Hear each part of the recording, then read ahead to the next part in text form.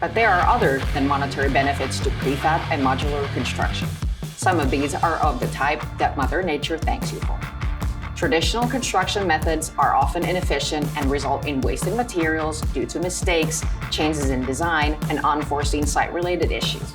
On-site recycling options are limited, and separating and disposing materials is extremely time-consuming. In a factory setting, these inefficiencies are cut to a minimum. However, it's not just the traditional construction process that generates harmful emission. So do traditionally built houses as well. The energy used for heating and cooling buildings is massive, which is why more and more energy efficiency standards and codes are imposed on the construction industry.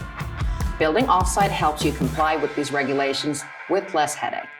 Overall, prefab construction and sustainable design is a smart choice for those looking to make a positive impact on the environment and save on construction costs.